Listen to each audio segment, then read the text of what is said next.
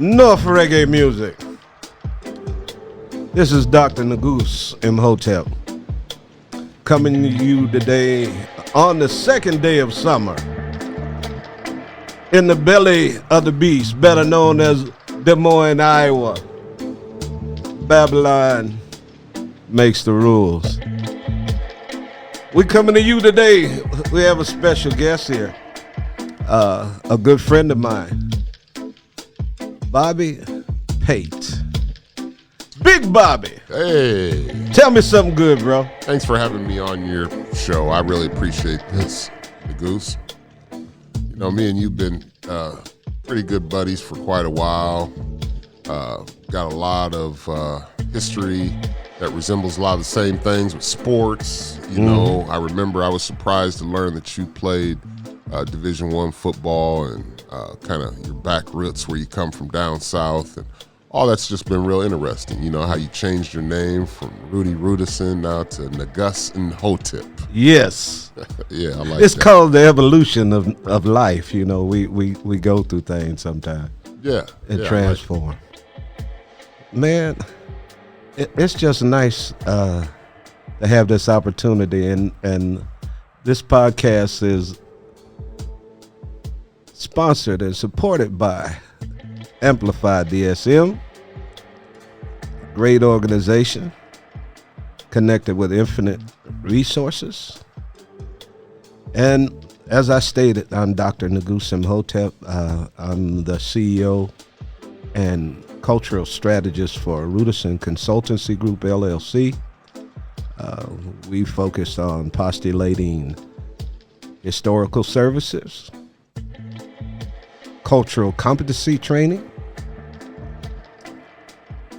equity audits for businesses, and recruitment marketing. And we come to you today with a topic that Mr. Pate and I are quite familiar with. Mass incarceration. Oh, now you're going to bring out the hula girl. Yeah. Oh, look at that. My wife's going to say, who brought that woman out there? But mass incarceration, a case for reparations. And we was thinking about looking at the documentary called 13th. Sure. I've seen that. That's very good. The 13th Amendment. Yes. Yeah. Go ahead. Yeah, that's beautiful. You know, these are hot topics around the country, around the world. When you talk about reentry, of course. Just to tell everyone a little bit about myself, you know, I'm from Des Moines, Iowa here. I grew up playing basketball. It was my favorite sport, and earned a full ride scholarship to play at the University of Hawaii Hilo through junior college, of course, at NIAC, North Iowa Area Community College. And so that's why you pulled a hula girl out. You need to quit, man. That's my brother. And so, but anyway, after that, man, I made some mistakes. You know, I got out, finished my whole basketball career, came home back to Des Moines, Iowa, and made some bad mistakes, made some wrong choices, and ended up in prison, you know, for selling drugs. And so I served 11 years straight, 11 consecutive years. You know, I watched them calendars flip 11 times over and over. And for me, that was devastating, man. But it was also life-changing because of how, you know, what I went through. And then during that time, you know, I got on my hands and knees. Basically, long story short, you know, I got on my hands and knees and I asked for forgiveness of my sins, and you know, God started giving me visions and a hope and mercy and glory, and I started this program called Image for Lives. I started it inside a prison. Image stands for Inmate Movement Against Gang Evolution, and the lifers there, you know, they kind of drew to me and you know, gave me a lot of knowledge, and then I got out, and I gave them a promise that I wouldn't stop, that I would keep going. So I started the 501c3 in Des Moines, Iowa, and then it continued to keep blowing up. And now we're nationwide hitting the scenes. So say big ups to Big Bobby. Yeah, praise God. That's something, man, because a lot of people live their lives and never focus on their passion. That's right. That's right. I remember from experience a good friend of mine, a brother Dennis Henderson. Yes. Yeah, I know Dennis. Yeah, and Dennis and I, when we were at EKD, we went up to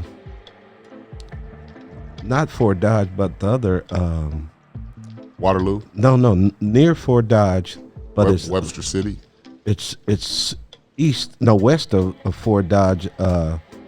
Another facility there. That's Rockwell. Rockwell City. Yeah. Rockwell City. Yeah. Dennis and I remember several years ago we drove up to Rockwell City because I know that place is a place where people are about to be released so they can re-enter into society. Yes. And the whole time Dennis and I was there, you know what the people was asking? What? How's Bobby Pate? We heard Bobby's doing it down there in Des Moines. Oh man, that's good to hear. Okay, that's good to hear. I'm glad you told me the that. The brothers was like, where all the men that was there that was to hear us bring this information to us was asking about you. Wow. Because they said he had a plan. That's right. And you came out, and that plan, by the grace of Almighty, was manifested. That's right. So. Amen.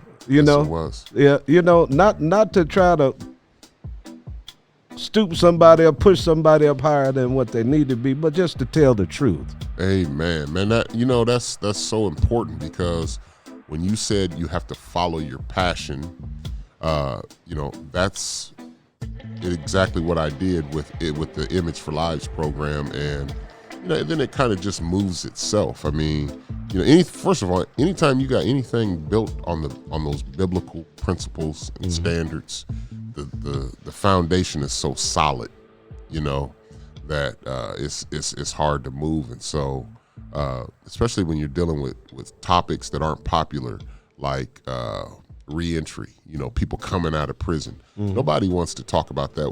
We all want to talk about sending people to prison. And I'm not saying that people don't need to go because we have to protect the public. We got to protect society. I'm all for that. However, this the mass incarceration, the nonviolent crimes, the multitudes of these inconsistencies in the system. Dealing with prosecution, starting from the police officers to the courthouse, whether it be federal or state, then to the institutions, the three separate identities, and you gotta look at them all separate. Some people get it twisted, and they look at one and carry them, kind of bring them all together, but that's not true. They're all individual identities, and so. And a lot of them all need a lot of work done, in them. Well, they're all portions or branches of the same system. And to say inconsistencies, nothing is inconsistent about how the system is operating. Right. This system was deliberately inconsistent. Okay, there we go. Yeah. Because when we're talking about mass incarceration. Hey, I don't mind talking real blunt and blatantly. You always bring that out. Go ahead, you man. You bring it out. But I mean, yeah. Well, you look at slave catching. Back in the day, where police started. A lot of people don't like to talk about this, but it's the reality. Police officers were slave catchers. Okay, and so they were trained with the to have the dogs, and the flashlights, and and to beat and to to mistreat, misuse things. It was their foundation, so it was actually legal, so it was normal. Now as we move off into today's life, all this stuff is starting to come to the light now. People are starting to talk about it. They're starting to point out what was wrong, and and this is one topic that we haven't really got into. And also, you talk about that 13th Amendment. okay, where slavery is still considered legal in prison. Yes, it is. Yeah, and it's in that 13th Amendment. You know, it says slavery was abolished except for the penal system. Well, you tell me how on earth this could still be legal. How could we still be living in a society today where this stuff is still legal and nothing's being done about it? I'm going to do, what's the guy named John Mellencamp used to sing that song? Ain't that America? That's what it's about, bruh. That's how it was created, you know, from the very foundation. When you look at the beginning of the transatlantic slave trade in 1455, Pope Nicholas, the Roman Catholic Church, commissioned King Alphonse V of Portugal to go into West Africa and capture human cargo. And then they human trafficked and sex trafficked African people into the Western Hemisphere to be perpetual servants. They took them, and the first thing when they came to the New World, they had these men and women to deforest certain places of the areas where they wanted to create land space so they could create their plantations. Okay? And then, here we go, with perpetual labor for 587 years. If we back up to 1455 to present day, when most folks say 400 years, it was 587 years because slavery is still alive today. Yeah. Well, and again, so I love white people. This isn't an attack because I got family, you know, that are white. I grew up at all white school, and so I was able to use my versatility skills to be able to identify the difference. So when I was in prison, I worked for 24 cents an hour, and because I owed child support, and because I had restitution because of my court cost. Fees, yeah, and then your gate fee. So they were taking 50% of my check for child support. They was taking 10% for the gate fee, and then 20% for restitution. And I'm making 24 cents an hour, okay? 8 hours a day. Now, mind you, I learned my lesson through all this. Like I say, this turned out to be a blessing in disguise for me because of how I live today and because of who I am today. However, you know, the procedures from the start. First of all, even getting arrested, the search warrant was for the wrong house. This case started out as a state case, then it went to a Fed case. The feds threw it out because it was Officer Chad Nicolino here in Des Moines, Iowa, was caught fabricating information about an informant. So, he actually lied about an informant that he said he had. And so we proved that in federal court, and that's why they threw the case out. So then the state turned around and refiled the charges against me. And so I got convicted and served 11 consecutive years. And now while I bring that up to talk about the inconsistencies, okay? You know, I had to serve my time because I was still wrong. I was still selling drugs. I was still guilty, okay? However, their procedure and the way they did things were wrong, and they didn't have to pay a consequence for it. You see what I'm saying? So, absolutely. You know, I put that in God's hands, of course, because there's nothing I can do about that but move on and try to make myself better and help the generation to come. However, these inconsistencies that are in our courthouses and in our institutions and all that, jurisdictions, police departments, they have to be, you know, held accountable for their actions, and they're doing a better job of that now. Yeah, they're attempting. Yeah, they're attempting, but no, they are doing a better job. I've been hearing about officers being fired because they didn't follow procedures, and even this is in West Des Moines, Iowa. So I'm seeing some things change. However, the mortal of this is story and this whole concept that I'm talking about is the fact that we have people in prison, and they're piling up. The numbers are just piling up, and it's all a money game. A big game of Monopoly, and it's like, okay, we're living in a generation now where they're exposing everything. And so I'm saying, okay, while we're exposing everything, we've exposed this, but there's so much tension through government, and all this when you talk about criminals and how you identify criminals.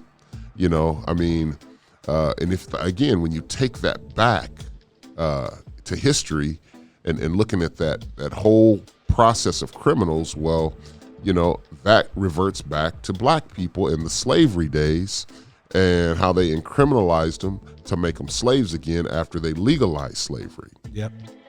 Well, the thing is, in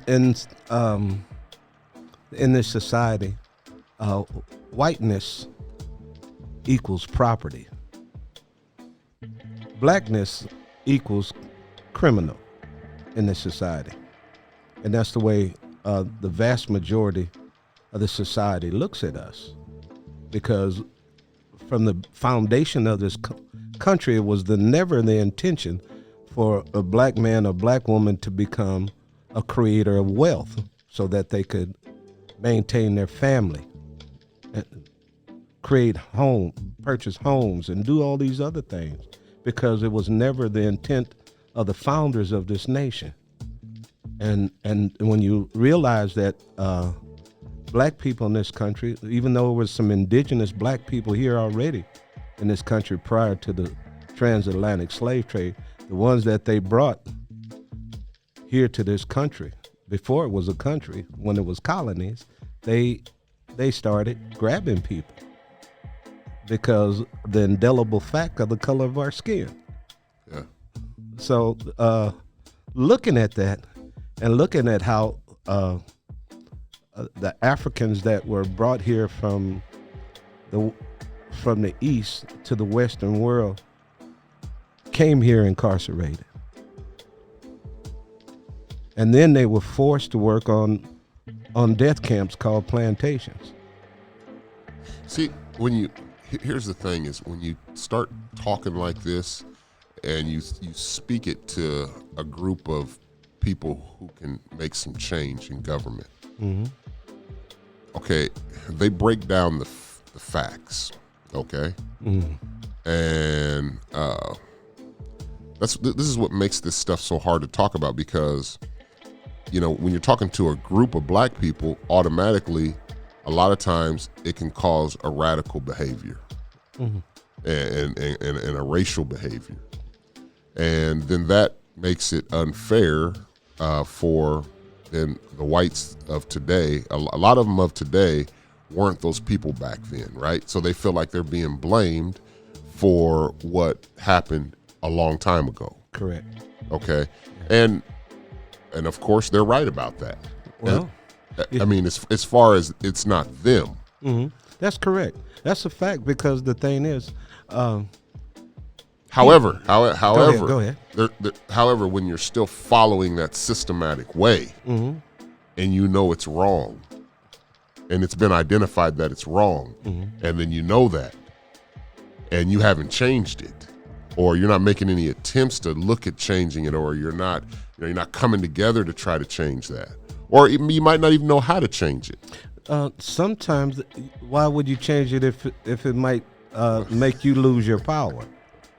Okay. The thing is, looking at mass incarceration and how the United States leads the world in incarceration of its citizenry throughout the planet, we're a nation that only represents 5% of the global population, owns 25% of the world global population that is incarcerated. 25% of the people on this planet that are locked up are in the United States of America. Okay, now I'm gonna play devil's advocate on this subject just for a minute. Go ahead. I want you to pretend and imagine that you're speaking to a group of government people or a group of politicians that have the right to change this, okay? Because right now we're just talking about this to all the people out there that are listening, right? But when we talk about solutions, we gotta put this stuff into play, kind of rehearse it into action. So, because I've seen this stuff brought to their attention, and you know what their reply is to what you just said? Let's hear it. Okay, they're gonna say, well, who's committing the crimes? They are. Okay, but the statistics are gonna show that black people are going to jail, they're going to prisons, they're shooting and killing each other. And white folks are not? Yeah, they are. No, they are. But when we look at the statistics, see, we're arguing the statistics, right? Yeah. Okay, that's the whole point. And that's another thing is you got to stay on point. Yeah, that's why I'm staying on point. Okay, because so if we look at the statistics, you can make statistics show you anything you want to, because it's the individual that controls the study. We can make the statistics look like it's one group of people only, or you can make the statistics show an objective view of everybody. Okay, well then that's what we need to do is bring all that out. Yes. Because what they're gonna say is they're gonna look at the statistics. Now, I would imagine that these are the same statistic scales that they're looking at for its procedure, the way that they do things. It depends on how you develop a matrix to measure it. Okay. Yeah. Well, anyway, these statistics that are being shown everywhere, considered legal statistics, are going to prove that black people are committing more crimes at a higher rate. And then it's going to go back to say that they don't have fathers living in the household, or they didn't raise their kids. And then they're going to compare that to all the other races. And then they're going to say, okay, so this is the reason. So then this is why this is happening. Okay. So then now how do we refute that? How do we combat that? This is what we need to be thinking about when you talk about changing this and solutions, because we can't, you have to stick to the facts. That's all we're going to bring. Okay. And you got to keep it respectful, and you got to keep it clear. And this is how we get things changed. So we talk solutions. This is the format that we got to go. Yeah. Well, the thing is, when recently, Bobby, I finished up some studies and done some scientific research, and there's guidelines on doing scientific research that you have to follow. And once you follow those, a study, and like we say, if we focused on this particular problem by itself, after doing the analytics, it would give us some recommendations for best practice approaches to address these Negus, problems. this is where you come into play. You got to bring that stuff out. I got it. Well, bring it out, man. Put it out there. Let it be known. Hey, I'm willing to. That's why we're here right now. Okay. Well, That's why we're here right now. Since you said some solutions and looking at the wealth gap, like you said, an individual making 24 cents an hour locked up in child support, court costs, fees, restitution, all of these other things.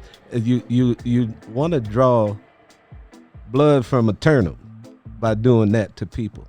What needs to be done, looking at mass incarceration, especially when it's directed towards people of African descent, black people in America, this shows that there's a case and a need for reparations. I agree. The late Senator John Conyers pushed for H.R. 40. That's a bill that was up there in Congress. For 42 years, he brought this bill to Congress just for them to create a commission to investigate reparations, and they haven't touched it yet in America. Conyers has died. Now, Representative Sheila Jackson Lee from Houston, Texas, she's pushing the thing right now about reparations. And why we saying reparations? Look at this. Right now in America, there are reparation commissions in Fulton County, Georgia, Shelby, Tennessee, Alameda County, California, Nashville, North Carolina,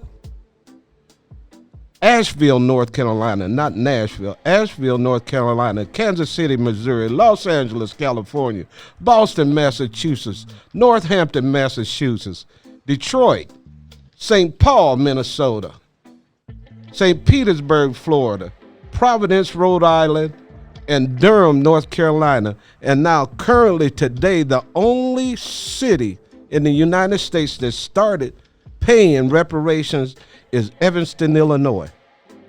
Wow. They are giving black people $25,000 towards purchasing a home.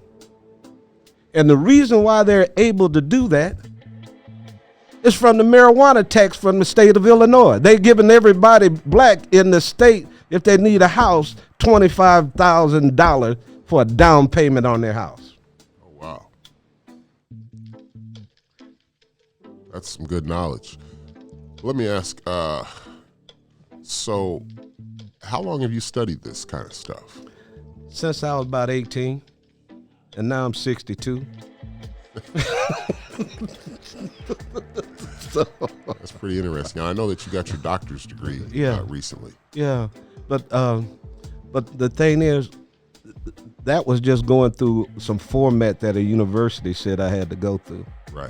Because autodidactically, they don't know how much brain you got if you're a good reader. Right. If you study and are able to retain, call from your retention the information you need. So you talk about reparation. Mm-hmm. Give us the definition, the true definition of reparation, because I know a lot of people are hearing that, and I'm sure there's a lot of people that probably listening that don't even know what that means. Well, the term reparation, Brother Bobby, it means the making of amends for a wrong one has done by paying money or to otherwise help those who have been wronged.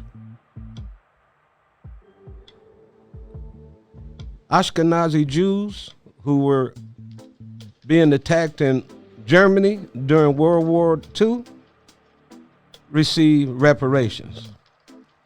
Native Americans in this country who was wronged by this nation received reparations. Japanese Americans who were here during World War II, who was put into endearment camps, or other words, concentration camps in America, were paid reparations. But our great-great-grandparents and great-great-grandparents, the parents that worked here from can't see in the morning to can't see at night, 365 days a year for 587 years, and I can't get a biscuit. Dang, boy, what funny. The hell is that? Payday. Hey, I know, man. Payday. Like I said, it's not just putting money in my hand. My health care. We got the worst health care amongst any ethnic group in this nation. Access to education. Access to housing. Come on, man. yes. Reparations can be paid. It's just getting individuals who are in positions of power to do it, because they know for every white family, I love white people, I love black people, I love all people. I don't hate nobody. Some of these folks here on this show, Bobby, I'm telling you, as a matter of fact, been sending messages and calling me all kinds of dirty MFers and whatever the hell, but I'm going to tell everybody who don't, I am not a troublemaker. I am a truth teller. And when I tell the truth, if it hurts your feeling, it must mean that you've been making trouble. It makes trouble to you when I tell the truth, because it's not my own ideas or my own personal feelings only. I bring empirical evidence-based data to support what I say. Well, I think a lot of people do that, and they get misconstrued with race with races, because when you're talking about subjects like this, I mean, it's not taken very respectful, obviously, to somebody of the opposite race or somebody who was on the same side of the race we're talking about. So, I mean, that's why I say, you know, when you get in front of these political, you know, meetings and you talk about this kind of stuff, we as African American have to realize how important it is to maintain good communication skills, and you know, not use profanity. I mean, I understand it gets frustrating, but in order to get you know, our point across and get these solutions resolved, you know, we have to do it in a respectful manner. Well, Bobby, guess what? I'm gonna tell you this way. I concur with their respect side, but then there's other sides. Just like, for instance, if we look at the turn of the 20th century, when 3 profound black leaders emerged at that early time, one being Marcus Garvey, the other one being W.E.B. Du Bois, and the other one being Booker T. Washington. People looked at Booker T. Washington as an accommodationalist and as someone who was there to support white views only. Marcus Garvey was on the other end of the spectrum and said, Africa's for Africans, those at home and those abroad. And he told them that we could do on our own by ourselves if we get away from other people and do our own thing. And Du Bois was over here in the other way, talking about the talented 10th. He was the intellectuals and all the rest of that. All 3 of them had ideas for a plan to support uplift of our people. Yet in this system, in this society, it was taught that you had to choose one and hate the other. Instead of looking at all 3 of them, looking at the same problem and saying, for me, this is the way I'm going to approach it.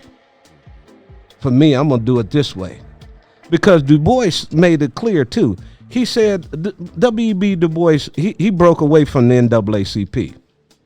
He told the NAACP to heck with y'all. He said, it would be better for blacks in America to focus on economic empowerment and grow your own economy than to have 100 civil rights bills signed in America. Huh? Oh, man. Hey, listen. Money talking, that other stuff won't. That's right. Oh, wow. Hey, I want to say thank you, Negus, man. This has been a wonderful morning. Man. This has been beautiful. This is a way to start your day off. Let's do a coffee bump on that, brother. Definitely, man. Man, you my homie, brother Bobby. I appreciate this. You know, we've been up here chopping it up. Real talk. You know, if you want to find some good books on reparations, I have one book here by Dr. Ray Winbush, and the book is entitled Belinda's Petition, A Concise History of Reparations for the Transatlantic Slave Trade. The author again is Dr. Ray Winbush, and the title of the book is called Belinda's Petition, A Concise History of Reparations for Transatlantic Slave Trade. Another great book by the Dr. William Darity Jr. He's an economist from Duke University. He wrote a book entitled From Here to Equality, Reparations for Black Americans in the 21st Century. And Dr. Darity is one of the top economists in this nation. He also wrote a inspirational article. It's a peer review article, very scientific, but it brings things to the point. It shows the name of the article by Dr. William Darity Jr. It is entitled The Cumulative Cost of Racism and the Bill for Black Reparations. Those are some dynamic topics or articles to read or books to read to enlighten you on the need for reparations. I know I had a good time. We've been up here jaw jacking, and it's the first time I had a guest I feel good. I don't even know how to act. I got to guess. That's right. Big Bobby.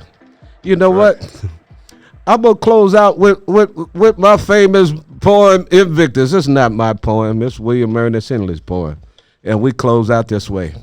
Out of the night that covers me, black as a pit from pole to pole, I thank whatever God may be for my unconquerable soul. Out of the fell clutches of circumstance, I have not winced nor cried aloud. Even though I've been bludgeoned, my head is bloodied but unbowed. Beyond this place of raft and tear looms but the horror of the shade. And yet the menace of the year finds and shall find me unafraid. It matters not how straight the gate, how charged with punishment the scroll. I am the master of my fate. I am the captain of my soul. This is Dr. Negus Imhotep and my homie Bobby Pate coming with enough reggae in this place called Babylon. Babylon make the rules. We gonna help them change them. Y'all have a good week, everybody, and God bless.